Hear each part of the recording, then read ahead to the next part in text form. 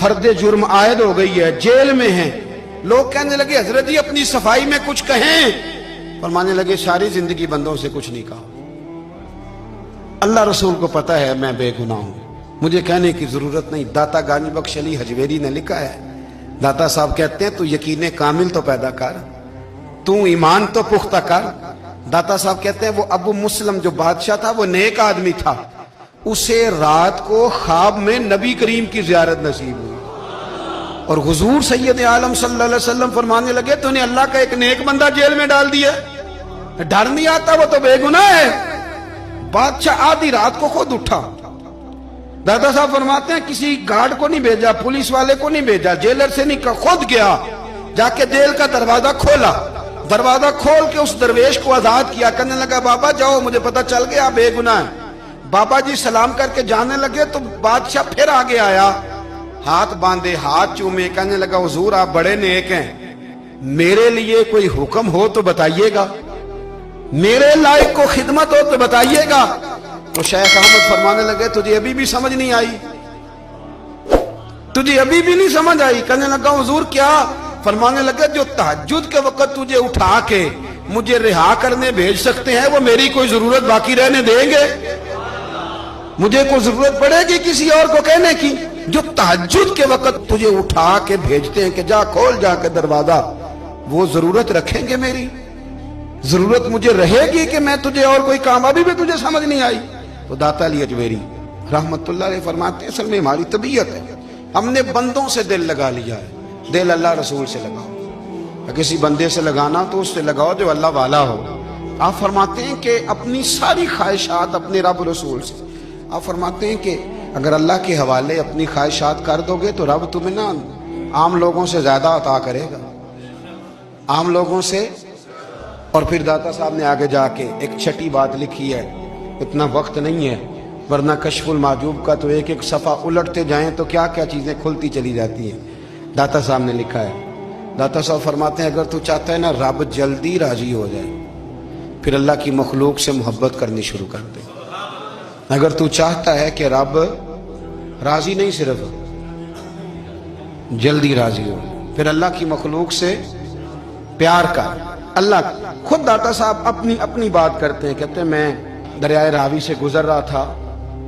یہ ایک اور جگہ آپ کی سیرت میں لکھا ہے، یہ کشف المحجوب میں نہیں ہے. راوی سے گزر رہے تھے تو داتا صاحب نے اکثر ٹینڈ کرا کے رکھتے تھے. کئی بزرگ ہیں جو سر پہ بال نہیں رکھتے، ٹینڈ کرائی ہوئی تھی تو کشتی میں گزر رہے تھے تو سامنے سے کچھ نوجوان بھی کشتی میں آ رہے تھے.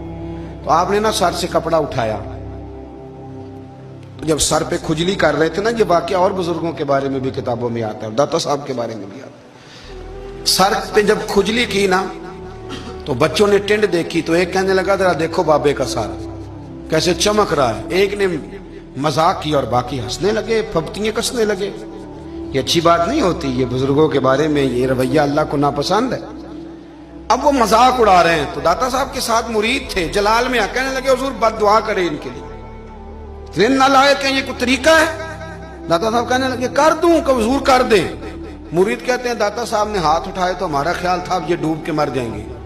تو داتا صاحب نے ہاتھ اٹھا کے پتہ کیا فرمایا، کہا اے اللہ یہ جس طرح اب ہنس رہے ہیں نا انہیں ہمیشہ ہنستا ہی رکھنا.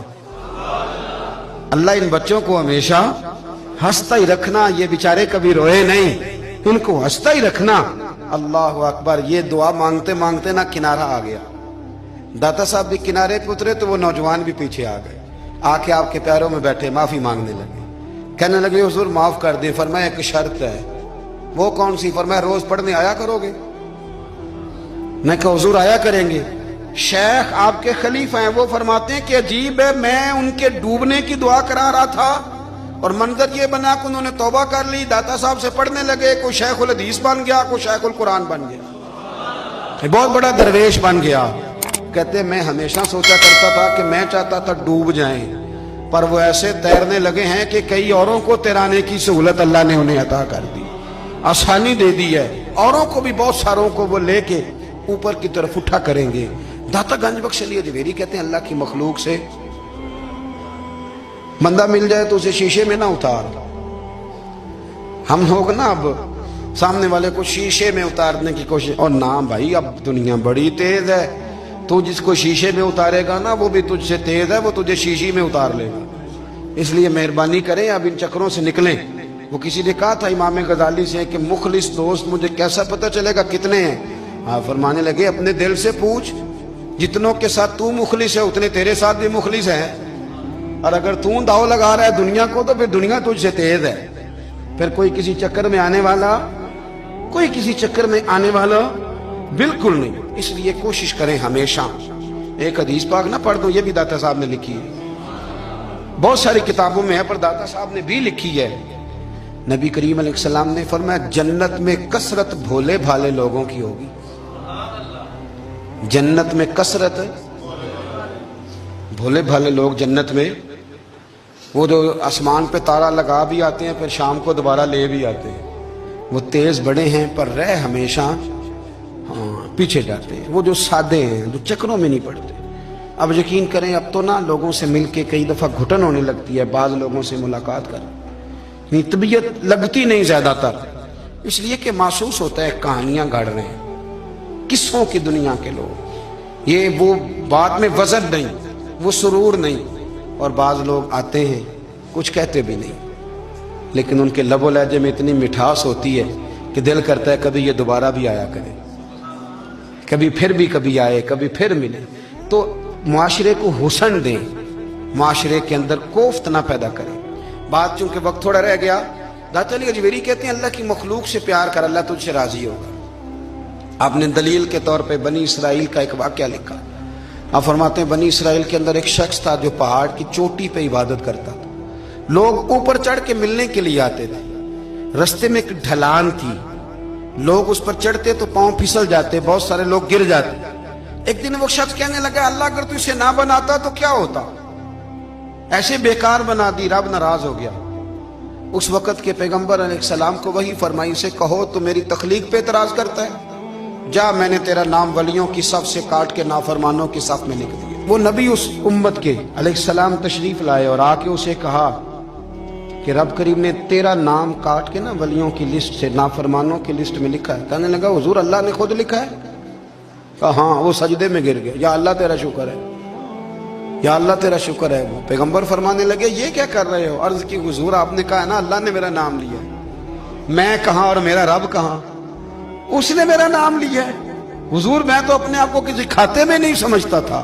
اچھا اگر مالک نے اب مجھے نافرمان فرما دیا ہے اور میری غلطی سے فرمایا ہے دوزخ میں تو میں جاؤں گا۔ حضور آپ اللہ کے نبی ہیں، آپ کے ذریعے کی التجا ہے مالک کے حضور، رب کریم سے عرض کیجئے گا کہ اب مجھے دوزخ میں تو پھینکنا ہی ہے، تو میرا وجود اتنا بڑا کر دے، اتنا بڑا کر دے کہ میں اکیلا جہنم میں آ جاؤں۔ میرا دل نہیں کرتا اللہ کا کوئی اور بندہ دوزخ میں جائے، میں چاہتا ہوں اتنے پیارے پیارے مخلوق پیدا کیے اس نے، کوئی جلے نہ، کوئی دوزخ میں جلے نہ، مجھے بڑا کر کے نا اکیلا بھر دے میرے وجود کو، میں اکیلا جلوں گا۔ عرض کرے رب کی بارگاہ میں، وہ پیغمبر وہی کھڑے تھے، وہی آئی، اے میرے نبی سے کہہ دو تو میرے بندوں سے پیار کرتا ہے تو میں تجھ سے پیار نہ کروں؟ جا میں نے تجھے معاف بھی کیا، تیرے لیے جنت کا فیصلہ بھی کیا، اور قیامت میں جس کی تو سفارش کرے گا میں ان سب کو بھی جنت عطا کر دوں گا۔ داتا صاحب کہتے ہیں اگر تو آسانی چاہتا ہے کہ اللہ جلدی راضی ہو تو کسی کا بھلا کرنے کی کوشش کر، کسی کو نفع دینے کی کوشش کر کہ اللہ کی مخلوق سے کوئی پیار ہو جائے، کسی کو تسلی دے، کسی سے محبت کر، کسی کے ساتھ تو خیر والا معاملہ کر، رب کریم تیرے لیے آسانیاں کرے گا۔ سالوں بیت گئے، میں نے کہا 1000 سال ہو گئے ان کے وصال کو کم و بیش، کتنے جی؟ 200-300 سال کے بعد لوگ بھول جاتے ہیں۔ بہت سارے ایسے درباروں پہ جانے کا موقع ملا کہ لوگ کہتے ہیں پتہ نہیں بزرگ کون تھے، لیکن یہاں مزار ہے ان کا۔ 1000 سال بیت گئے، 1000 سال۔ وہ جب یہاں برطانیہ حکومت کرتا تھا نا، انگریز کی حکومت کی ہندوستان میں، تو لارڈز آف برطانیہ کہا کرتا تھا کہ یہ عجیب، میں نے داتا صاحب کی قبر دیکھی ہے تو قبر پر لوگوں کے دلوں پہ حکومت کرتی ہے تو یہ قبر پر اس کا سکہ چلتا ہے۔ جو لوگ نہیں بھی نہ مانتے مزارات کی حاضری، ان کو بھی کبھی نہ کبھی آنا پڑ ہی جاتا ہے۔ یہاں کی حاضری اتنی ضروری ہے کہ ان کو بھی کبھی نہ کبھی حاضری دینی پڑ جاتی ہے۔ داتا صاحب رحمۃ اللہ تعالی علیہ نے خدمات کی، کوئی زمین نہیں داتا صاحب کی، کوئی شخص نہیں بتا سکتا کہ اتنے مربع تھے ان کے، کوئی نہیں بتا سکتا کہ داتا علی اجویری رحمۃ اللہ تعالی علیہ اتنے بڑے مکان میں رہتے تھے۔ ایک مسجد بنائی ساری زندگی۔ ایک دفعہ ایک صاحب مجھے کہنے لگے جی وہاں لوگ بڑا سجدے کرتے